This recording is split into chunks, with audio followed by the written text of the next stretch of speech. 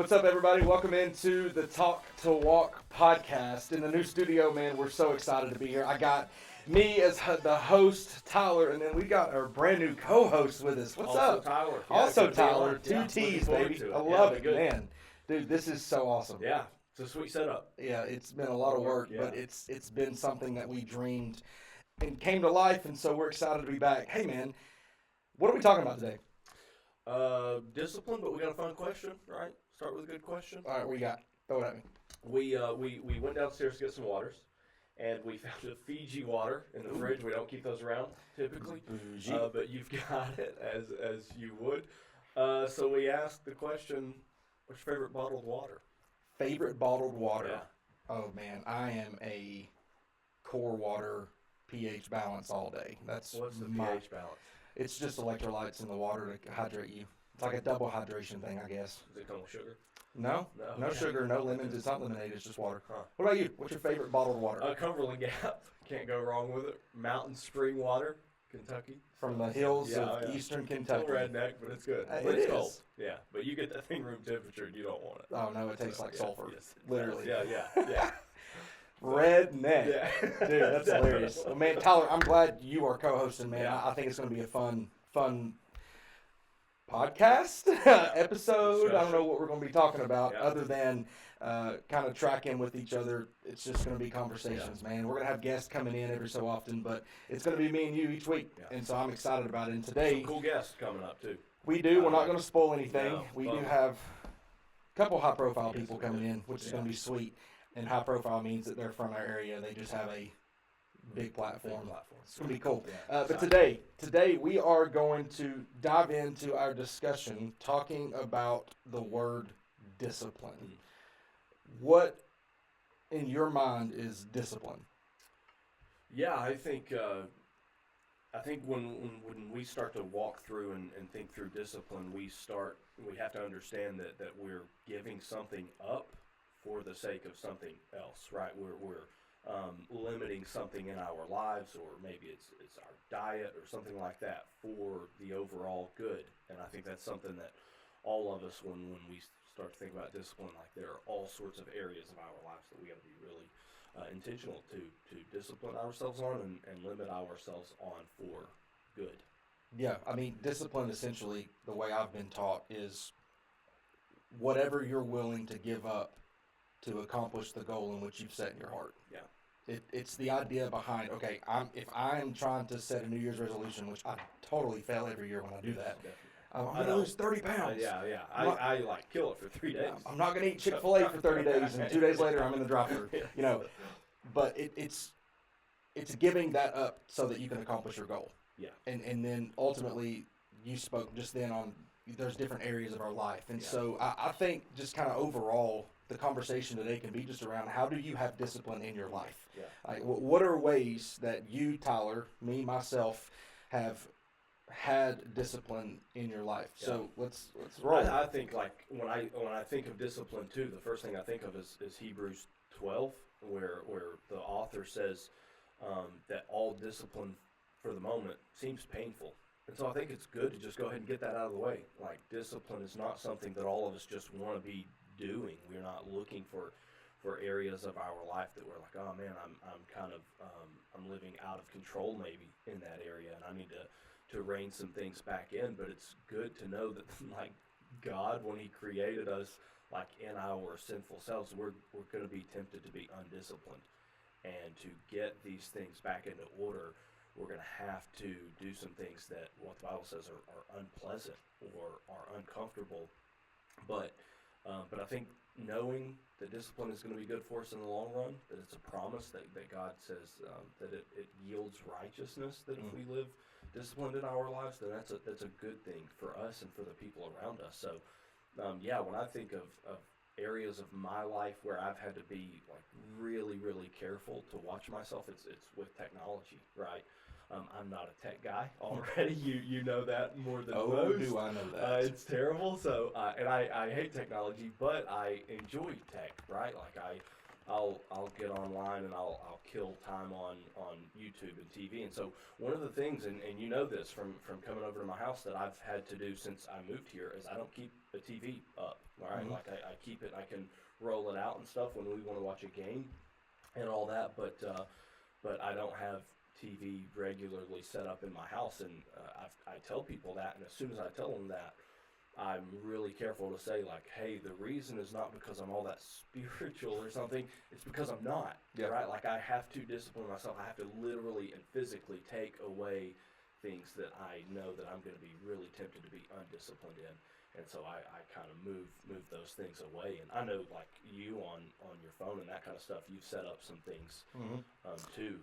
Yeah, I mean, look, the idea behind discipline for me in my life, I think ultimately being in student ministry, but even just being in 2023, Right. social media is kind of king right now. Yeah. Netflix, Hulu, Right. all those things. And I'm a huge TV watcher. Yeah. And so for me to have TV on my phone Yeah. is hard. Yeah. I don't really care as much about Facebook as much as I do Instagram because all of our students are mainly on Yeah. Instagram, but I'm constantly watching something somewhere, and I've had to pull back to say, okay, how much time am I spending on my phone? Yeah. Because I mean, there's nights where I'm laying in bed with my wife, and she's on her side, I'm on my side, and we're just scrolling through TikTok, Right. and we're laying in the bed together. Right. And it's like, I mean, we're married, Yeah. and we're still in two separate worlds, and so keeping an eye on the screen time is kind of something I've tried to do, but ultimately the biggest thing right now in my life is just being disciplined in my day, like in the schedule. Yeah. Because I mean, dude, it's easy. You wake up, you shower, you eat, you go, you're at work for 8 hours, you go home, you chill, you go to bed. Yeah. That routine. I thought you were about to say, like, the discipline part for you is easy. Oh, no. Yeah. No, that's Yeah. hard, man, Yeah. because it takes me giving up something in my day or getting up a tad bit earlier to get in the Yeah. office earlier to have a productive day. And you've even done some things, like, spiritually speaking, for when you get into the office. Yeah. Like to spend some good time with the Lord. What are you doing with that? So the first thing I do as soon as I get into the office, no matter what time that is I go in my office, I make a cup of coffee, Yeah. and I just sit with Yeah. the Lord. Yeah. And obviously that looks different each day. Right. Some days I'm sitting in prayer. Some days I'm sitting underneath, watching a sermon. Some Yeah. days I'm just praying and then reading scripture and going right into it. But Yeah. if I don't have that time in my day's totally different. Right. But even more so is that it teaches me that every day I'm giving up a little bit of sleep, or Yeah. I'm giving up, hey, hanging out with somebody for 30 minutes until I can get that part done. Right. And it doesn't happen every day, Right. to be honest. But I think having that mindset behind discipline and self-discipline, you've got to have it. I love the quote W.K. Hope says. It says that self-discipline is when your conscience tells you to do something and you don't talk back.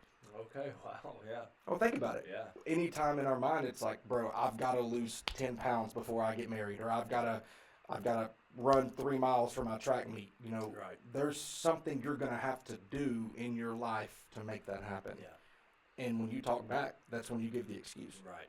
And I think, like, even like we see this happen in our relationships with people, right? Like I do college ministry, and it's not uncommon at all. Like when we meet on Thursday nights, for me to look around the room, and all of our students are on their phone, Yeah. right, or doing something like that. I'm like, man, like we're not connecting. Mhm. And so what we did a couple weeks ago, and we kind of took time like out of the time that we would spend in the Word or something like that, and we kind of did this speed dating round where we lined everyone up, and they had like a minute and a half to just pepper each other with questions. So, And- like, not relational. No, not like trying to relational, set like right, no, matchmaker. like they Okay. didn't leave. Like, okay. hey, we're together, that kind of stuff. Like I Okay. didn't pair anybody up, all that. Yeah, you're not trying to but- pre-plan a wedding, right? That's right. No, none of that. But we did it was just an opportunity for. I mean, we got to see people talking that don't typically talk. Yeah, I So love what that. did we have to do? We had to make an intentional step. Then. Yeah.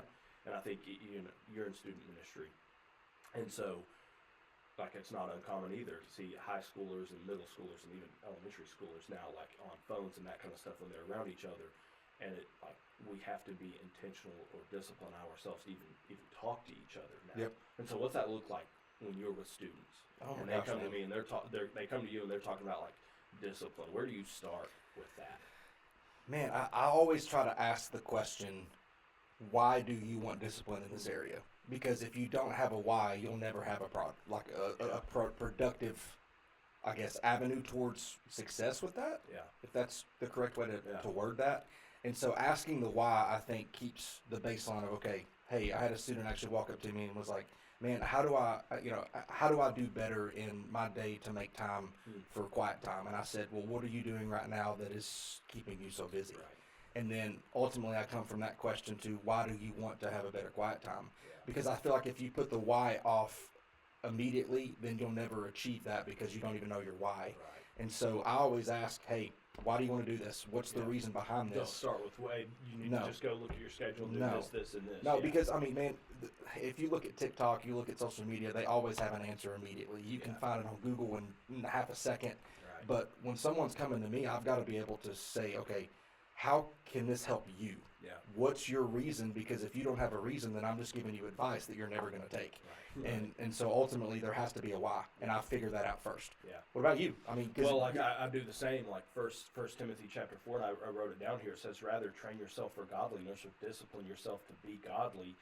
And then he goes on and says, "For while bodily training is of some value, godliness is of value in every way, as it holds promise for the present life and also for the life to come." Yeah. And so I just tell them, like, where you're investing your time, and you and I talk about it, your time, your talent, your treasure, like where you're investing that, you're investing everything eternally. Like everything that you do, and so is going to have an eternal impact. And so are you investing in things that are good and life-giving for eternity, or are you investing in things that you're just like, man, this is going to mean nothing as soon as I step into heaven, right? Yeah. And so I think that it's important for us to just keep like that as the motive of our heart. It's like, hey, I really do want to be trained for godliness because I know where I'm going, right? Like when Colossians, I forget, 3 maybe, when Christ who is your life appears, you will appear also with him in glory. And so if we think of everything that we do with that lens, like Jesus is coming back and I want to be with him, well, what are you doing today and why are you doing those things? And the why always comes back to, I want to be the most like Jesus that I can be. Yeah. So, Yeah, and two, and I'm a proponent of this, especially with teenagers, but even in my own life. If I'm not setting the example of discipline for my students, Yeah. how can I tell them to be disciplined? Right. Namely, the same for them is that if they're wanting to influence their friends, how can they influence unless they're disciplined too? Right. And I think, man, discipline comes down to the why and the what you're willing to give up, because it's a personal thing. I mean, nobody else can be disciplined for you. I tell our students it all the time. If you want to have a better life, if you want to be a better follower of Jesus, if you want to be a better athlete, if you want to be a better academia, you have to make some sort of sacrifice that your conscience is telling you to give up, and you can't make an excuse for it. Yeah. Because discipline, I believe, comes without excuse. Yeah. It has to. I just taught this class, to that point, yeah, totally with you. To that point, I just taught this class on spiritual disciplines. And I didn't, like, on the first class, I didn't start like, hey, just do these things and you're going to be all right. We started with, we really have this epidemic of undisciplined people in the church and especially just in our culture as a whole. And we looked at guys like Tom Brady. I mean, this dude, The GOAT. The GOAT. It's not even a discussion. There is none. None. And I'm not a Brady fan, So, but right. he's the GOAT. Yeah, he was the first jersey that I ever owned, like 5th grade. I was total bandwagon, all that. So yeah, the GOAT. Like we looked at his life and read some articles and stuff, and this dude would spend like 40 hours because everybody says like Tom Brady didn't beat anybody with physical talent. Dude is So slower than that's molasses. right, yeah. Homeboy cannot run a 40. That's right. His arm isn't necessarily the strongest, but what did he do? He beat everybody every other day of the week. Yeah. Because why? He was preparing, and so he would spend over 40 hours a week just watching game film. Peyton Manning Dude, that's would wild. watch like 20 hours of practice, like a film, just their practice though, and then he would watch game film and all that. So we looked at not just spiritual discipline, but discipline as a whole. The people that have really accomplished something in their lives, they've decided that is what I'm going to pursue primarily. And I think that that's where we have to get to, is all of these other things, they may be good or they may be all right, but we're shooting for best.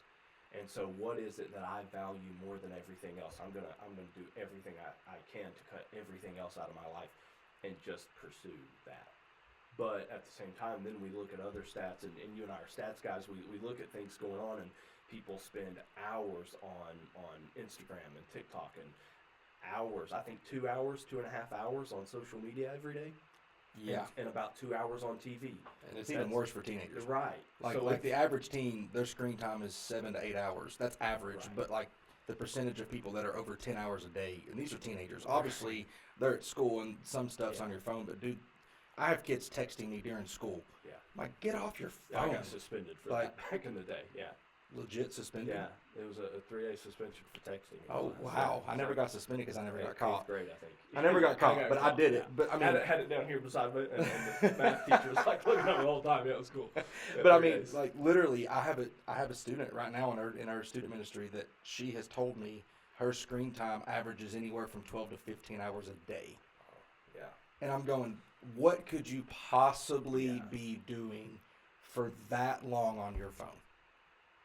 That's productive in your life. Right. And some things on there, like you said, like I'm sure a lot of their homework, a lot of their books are on there now, but they're probably not reading books and studying and doing homework. No, they're scrolling through TikTok. And not that any of that is necessarily bad. It's just the discipline to be able to allow yourself the time to do it, to enjoy it, and then enjoy something else. That, I mean, we did a series on all of these things. It was called Taboo, and it was talking about hot topics and hot takes just in culture, and media was one of them.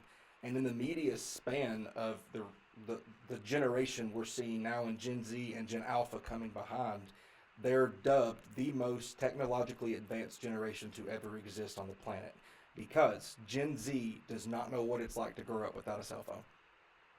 How old were you when you got your first cell phone? I was in 6th grade because I was playing middle school basketball. Me too. And I had a flip phone that didn't work, and I had a beeper for a little bit. I got my mom's old beeper, bro. No way. Yeah, like I had a beeper, and it worked. Okay. It legit worked. I didn't know how to use it, but I took it to school on my hip. I thought it was cool. These guys are not getting beepers. They have no clue what that even is. No. But I mean, I remember we talk about this all the time, and this is totally off topic, but I remember when the Motorola Razr came out, and if you didn't have that phone, you were not in. No, absolutely, because I didn't to start with. Oh man, and then, I got that, and I had to get one. And then, you open it up and you kind of do that. Oh yeah, and then Bluetooth hit the scene. But seriously, but this generation, man, and even our conversation just now was undisciplined. Yeah, very much so. Prime example. Yes. Getting back to the discipline. Yes. This generation though, they can't be disciplined because I think they give their life to too many things. They're not willing to give up something to better themselves. They continue just to give pieces of their life to things that are good and not the best. Right. And so our job as pastors, but also ultimately encouraging parents and just leaders in our communities, and there has to be some sort of example. And if we're not providing an example, we're never going to have anybody that follows. Right, and that's what, like, I think looking at them and saying you can't do this, because I don't know if it's necessarily because they give their lives to too many things. Like, I think that's a part of it, but that's been modeled for them, right? Like I know in my own life, like I want to say yes to so many different things, and I think even from working here for a few months, I've tried to tell people, like, you don't have to say yes to everything. Like, say no, but let your good yeses be yes. Like, trust those things, right?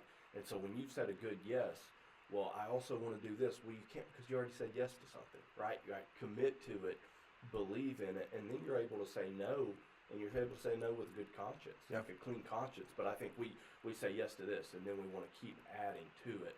And it's like, no, you're allowed to say no now, because you've really trusted, like you've prayed through, you've sought counsel, you've said good yeses.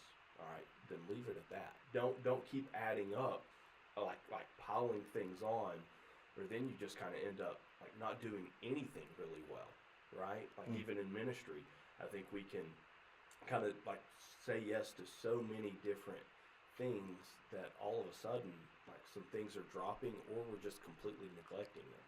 And then what was the point of saying yes to it anyway? Yeah. Yeah, well, and I sit here and think, if you have a goal to be a better golfer. Yes, we all do, because we're all terrible. Yes, but I do. Yeah. You've given up afternoons to go take lessons. Yeah. You're paying money for someone to teach you how to do that. Like, you are disciplined in that regard to saying, hey, I have a goal, Right. and here's my why. My goal you, by the way. So Well, that won't be That's hard. personal. But you have a goal in Yeah. mind. There's an end result that you're Yeah. looking to achieve, Yeah. and I think a lot of people don't have an end goal. Yeah. We are products of culture that we're just kind of rolling through life, Yeah. and whatever comes. If we have a goal and we don't get there, it's not a big deal. We don't Right. prioritize ending well. We just want to start good, and then we don't want to do anything to get us to the finish line. Right. There's a story of a guy that ran a marathon, and he said, the first time I ever did it, my friend said, "Hey, come run this with me." He had 2 days. He didn't train. He said, "I made it 3 miles and almost passed out." Yeah. Fast forward 2 years later, he trained for 2 years. He finished it in one of the fastest times that all his friend groups had ever had. Yeah. And he Wow. said, because I had time, I had an end goal to beat my Yeah. friends. Yeah. And so I think there has to be an end goal for discipline to really be seen in your life. And I think about that like we have some people around us in our church that do archery, Mhm. right? And like you can aim a bow and you can aim it perfectly accurate, right? But if you don't pull it back far enough, it's not going to get there. Yeah. Like it's going to take some effort. You got to strain a little bit to really get where you want to go. And I think for the Christian, what Jesus say, everything like the whole law hangs on two things: love God with your whole heart, soul, mind, and strength. That's all of you, and love your neighbor as yourself. Yeah. And so when we start thinking about our lives and we say, what do I need to give up? Well, everything that doesn't actively cause you to love God with your whole heart, soul, mind, and strength, and anything that would get in between you loving people like you love yourself. Like that's your goal. Mm. And outside of that, if there are things in your life, like good thing, like you just said, golf. Does golf actively help me love God? Not always. You've been around. Yeah. But it can still be good. Like it's an opportunity to build good relationships and, Mhm. and invest in people. And I have tried to use it for that more than just getting better at golf. But yeah, I think that those things in our lives that we start to just add in, if we're not sitting there actively saying like, this is how I'm investing this for God's glory, right? For me loving him more, me becoming more like him in every way, or for somebody else's good, then we can really we get really selfish in some of these things. Yeah, And I think agree. that's where undisciplined, like the root of it, where does like a lack of discipline come from? Probably we're being pretty selfish in some things. That's good. So That's good. So if you're listening and you're a believer, and even if you're not a believer and you found our podcast, that's kind of the hope, is that the conversations we have help you walk better in your life. But I think this question can kind of go for both. What would you say would be the 2 or 3 things that people need to understand mostly to be disciplined in their life? If there are 2 or 3, there may be one, but what are the top things for you that you have to get in your mind to be disciplined and be successful with it? yeah, I mean, for the believer, it would be first and foremost just understanding the gospel and looking at Jesus's life. Like Jesus had a pretty clear goal, and I know, and we'll probably get to talk about some of these things through this podcast as we have this conversation and it keeps developing. But I think a lot of people want to make what Jesus did while he was on earth out to be about a lot of different things, right? Like we kind of, when we have a social issue that we care about, what do? We attach Jesus to it, right? Like we throw a Bible verse to it or something like that. Well, Jesus wasn't actually a social warrior, right? Like he came to save people and ultimately to die for us, and so to sacrifice himself for us ultimately in his glory. And so I think the first thing that we would have to understand is that Jesus was actually really, really focused. And so when we look at our lives and we look at his life and we say, I want to best exemplify that, then you're going to have to get really, really focused. And so I think it goes back to what we were saying before is, when we start to answer that question, the number one thing is the target gets pretty small pretty quick. And Yeah. there can be a lot of good things. There can be a lot of, even things that we say, man, I really want to do that. And we think it could be beneficial for people. But is it the very best? Like, is that what we're called to do? And so understanding that would be number one for me. What would you put up there? I would definitely say know your why, and I think you Yeah. can translate that into your target. Yeah. But if you don't have a why, if you don't know why you are wanting to do what you're wanting to do, you're never going to be successful in achieving what you want. Yeah. And so identifying the why has to be, I think, your number one of, here's what I want to do, why do I want to do it? Yeah. Then I would say from there, it would ultimately come down to not just why, but what's it going to take for me to get there? Right. What do I have to give up? And Yeah. and make a list, honestly. I mean, if you've got to sit down and you're a paper and pen type of person on your notepad, put a pro and con. Okay, if I want to save $5,000 this year, what are you going to have to stop buying at Starbucks every day or at the grocery store or spending out to save that money? Yeah. You know, we're saving for a house right now. We are asking ourselves, what are we getting rid of in order for us to get a house? Yeah. And so I think you know your why. You have to know what you've got to give up, and then you have to be committed to it. Yeah. If you're not committed to finishing well and accomplishing what you set out to, you'll never be disciplined in anything. And I think one thing, like, to go right with that is I think you have to cultivate accountability. in Oh, that. absolutely. Like, I'm never going to go to the gym on my own, right? It's not something that I enjoy. Like, you and Audrey, you guys are saving for a house together. Mhm. If you're really committed to saving for that house and Audrey isn't, or vice versa, you guys aren't going to get there, Nope. right? Like, you have to have somebody in it really committed to doing it with you. And so, yeah, I would say you have to have somebody that knows your why, that believes in your why, and when you lay those targets out and you start missing them, somebody that has, like, free reign, like you and I, we have a tight relationship. Like, when you see Tyler falling or like just some issues creeping into my life or a lack of focus and whatever, like, you get to come to me and say, hey, Tyler, like, I see this in you. Can I help you? Right? Like, it can be done in love. It doesn't have to just be that person's like, hey, I got you. I finally can call you out and I win, right? Like, I think you need somebody who is beside you and says, no, I'm doing this for your good. Like, I believe in your why. I believe in what you have to do to get to that point, to achieve that, and I'm walking through it with you. It may not even be their goal. It would be helpful if it is, but if it's not their goal, that's okay, but they have the opportunity to come into your life and speak to that. So Yeah, that's good. And you know, ultimately, I don't think discipline is something you have to do on your own. Some people are in that way, and that's fine. I believe I would say I'm one that I have an accountability built in to where I'm the worst critic of myself, which is good and bad. You know, but I also have to have people around me. So, I mean, that's solid, Right. solid, just wisdom there. And I think we see that like in the iPhone and stuff when you look up like screen time and that kind of Yeah, stuff. you can see it. Right, they're trying to build that in. Yeah. And so I think even like from those that may be watching from like a non-Christian perspective, like discipline, like people are trying to achieve this and they realize if you just go at this, like if I say I'm going to spend less time on my phone, well, the people at Apple, they know that you're never going to do that without seeing how much time you have to share and almost Yeah. just knock this over. Like how much time you've been on there and how much time you're going to have to cut off. Right? Yeah. You have to understand, I think, a big picture when it comes to how detailed you're going to get in what you do to be more disciplined. I agree. So discipline's worth it. Yeah, Truly, it very is. much.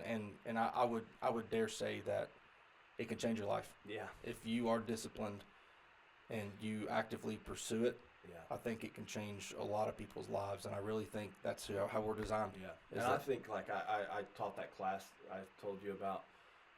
My dad was in the last session, and I was teaching a class on spiritual disciplines, and I said like the pressure's on now because there's somebody who like is looking at me saying you're speaking about discipline, and they know exactly how undisciplined I've been in my life. But and I think you and I would both say like we're not experts in No. being disciplined people. But it is something that you and I, even in the 6 months that I've been here, like from day one, that's been a target of Yep. ours. And so we're certainly pursuing it because we see the value in it. Mhm. Yeah, Yep. that's good. So to be disciplined, know your why. Yeah, Set a goal. yeah, Find accountability to help you get there. yeah. Don't give in. Figure out what you got to give up. Persevere. Yeah. Don't stop. We Yeah, believe. that's it. I mean, I truly believe in this generation, and I believe in anybody. I really do. That's something that I've always said is that if you need help, I'm going to believe in you and help you get there. Yeah. But ultimately, I think when we take a look in the mirror, it's a little more difficult. So those are 5 things that I think maybe would be great. Do you have anything else you want to add? But no, I think To that that's where I list? would leave it. Yeah, I think so- that's it. Well, be disciplined for the reason of godliness is 1 Timothy 4. 4, 7, and 8. Yeah. I What's it agree. say? Here? Train yourself for godliness. For while bodily training is of some value, godliness is of value in every way, as it holds promise for the present life and also for the life to come. So discipline is eternal. Yeah, That's a good amen. thing. Sweet. Well, we hope you guys are encouraged by that today. Have a great week. We'll see y'all next week, Yeah, next we'll be episode. here. It's going to be good. Thanks. See you.